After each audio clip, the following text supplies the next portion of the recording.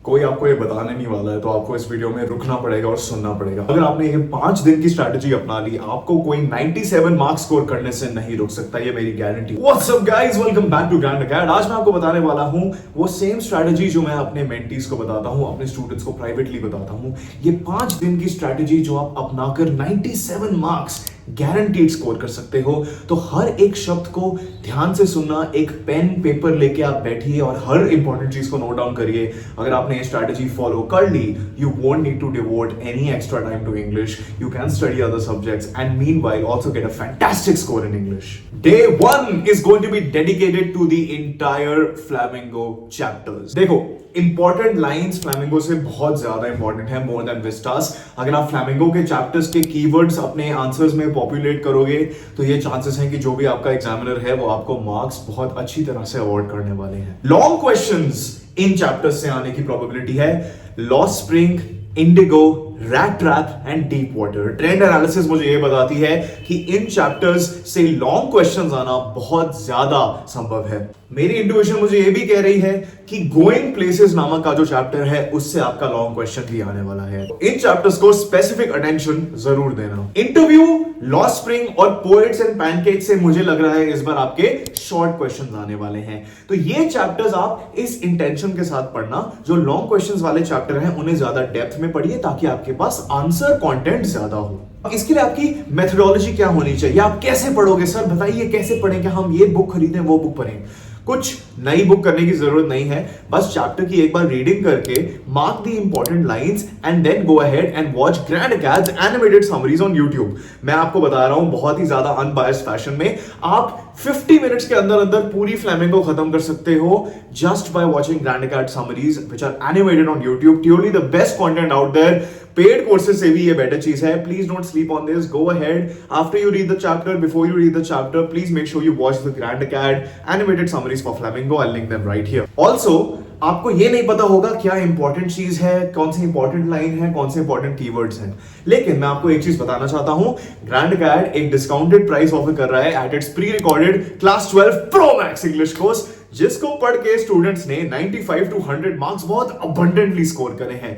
ये मैंने पढ़ाया है। It's available on the Grand academy app. You can download it right here and use the code BAZOOM for a 10% discount. Okay, day 2 को आप devote करने वाले हो entirely to the beautiful book of Vistas. Vistas में usually trickier questions आते हैं जिसमें थोड़े मॉरल एलिमेंट्स इंट्रोड्यूस हो जाते हैं, वर्डिंग थोड़ी डिफरेंट होती है। तो हमें विस्टास को एक मॉरल स्टैंड पॉइंट से पढ़ना है, हमें स्पेसिफिसिटी के साथ इतना डील नहीं करना। We need to look at the broader picture when it comes to Vistas. Third Level, Tiger King, the Enemy and On the Face of It से लॉन्ग क्वेश्चंस आने की बहुत ही ज्यादा प्रोबेबिलिटी है and I want you to focus on these, specially on the Face of It. मेरी gut feeling कह रही है उससे आपका लॉन्ग क्वेश्चन आने वाला है। शॉर्ट के लिए Memories of Childhood and Journey to the End of the Earth बहुत ही ज्यादा इंपॉर्टेंट चैप्टर्स होने वाले हैं। Journey to the End of the Earth chapter में स्पेसिफिकली जो आपके स्टैटिस्टिक्स हैं, नेम्स हैं लाइक एकेडमिक शोकाल्स्की, उन्हें आपको रोट लर्न करने की जरूरत है बहुत ज्यादा।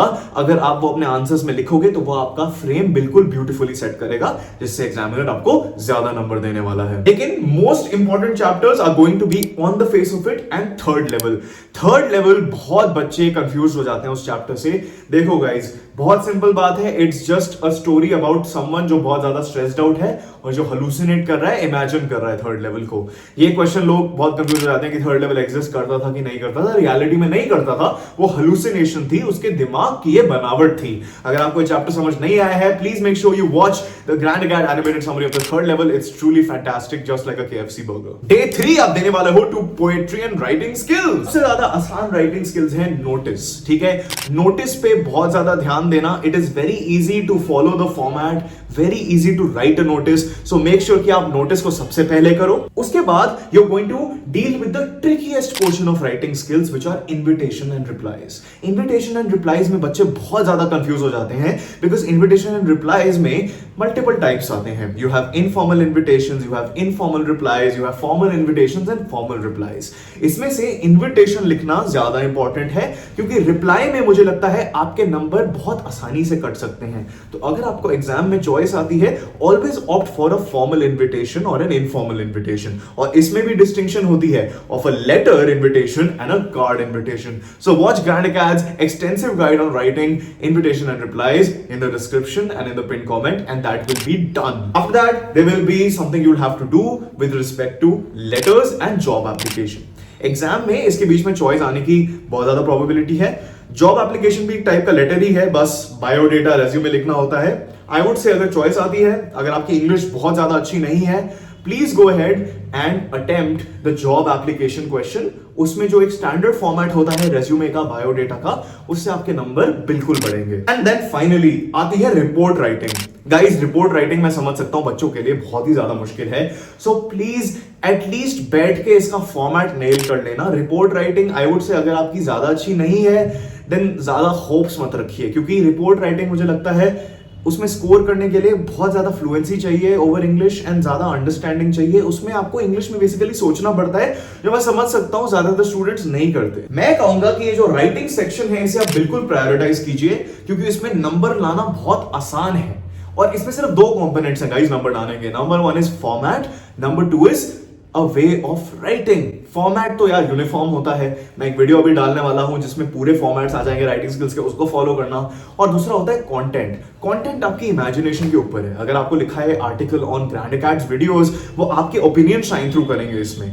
तो अगर आपकी इंग्लिश ठीक है ना, तो ज्यादा वरी मत करो, बस फॉर्मेट्स को नेल कर लो। और अगर आपकी इंग्लिश सच में बुरी है या एवरेज है, एवरेज में नंबर आ जाएंगे, लेकिन अगर आपको ग्रामर में बहुत ज्यादा स्ट्रगल होता है, तो मैं कहूंगा प्रायोरिटाइज द फॉर्मेट्स। फॉर्मेट्स को अच्छी तरह लर्न करो, और जो कीवर्ड्स होते हैं ना, जैसे रिपोर्ट राइटिंग में this accident occurred at, remember the key to solving all writing skills questions and scoring in them well is just what, who, when, how. तो अगर आपको दिमाग में कभी भी अटकन आए कि नहीं भाई समझ नहीं आ रहा क्या लिखूं, जस्ट रिमेंबर दीज 4 वर्ड्स। ये बहुत स्कोरिंग सेक्शन है, लेकिन अगर आपकी इंग्लिश सच में बुरी है, then focus on formats and also focus on keywords. ठीक है, कीवर्ड्स आपको ग्रैंड अकेडमी के वीडियोस में मिल जाएंगे, एंड हमारे कोर्स में एक डेडिकेटेड सेक्शन है to keywords in literature and keywords in writing skills, and you can download our app and access that. इसी दिन में राइटिंग स्किल्स कंप्लीट करने के बाद आपको सारी पोएम्स करनी है।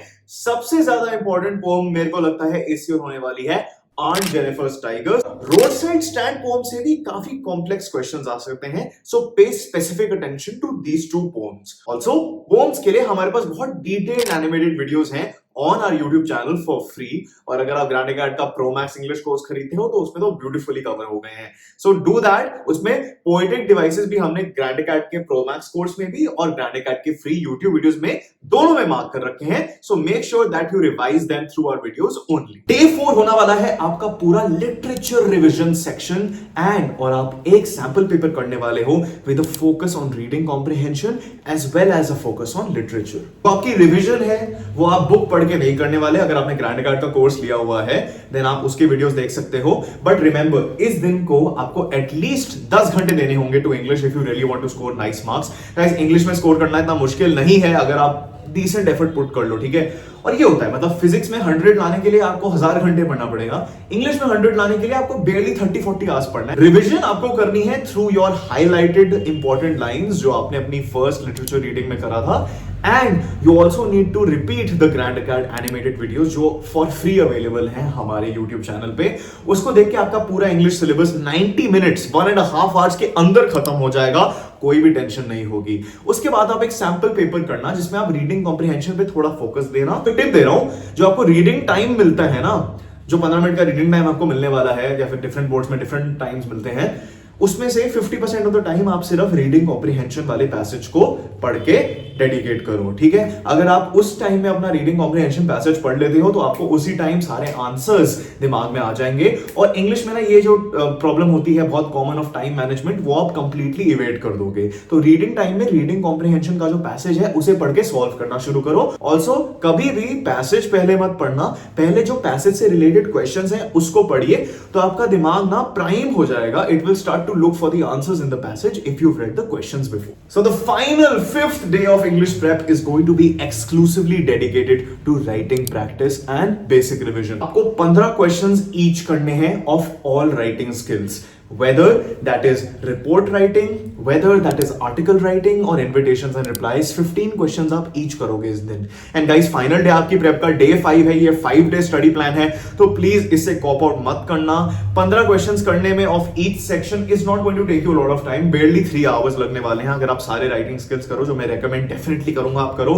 So please आपको Grand Acad की app में ये for free मिल जाएंगे. So make sure you head to the pinned comment and download the Grand Acad app. जब आप लिखोगे आपको समझ आएगा आपकी आंसर राइटिंग में क्या क्या गैप्स हैं, आप कहां स्ट्रगल कर रहे हो, और जब आपको वो पता चले सो make sure you address them, because इसके बाद आप एग्जाम में बैठने वाले हो. यहां पे मैं आपको एक ग्रेडिंग गाइड दे रहा हूं. ये बहुत कॉमन एरर्स हैं और इन एरर्स का मैंने आपको एक ग्रेडिंग गाइड दी है. आउट ऑफ 5 आप इसमें से -1 करते रहना, and that indicates the probability of you scoring well in your class 12 exam of English. And also एक दिन पहले the exam, which is going to be 21st of February, exam 22nd February को है, Grand Acad will host a mega revision session जिसमें हम live आके आपको पूरा syllabus revise करेंगे. So stay tuned for that. Don't forget to download the Grand Acad app. Alright, till next time, keep winning, you champions.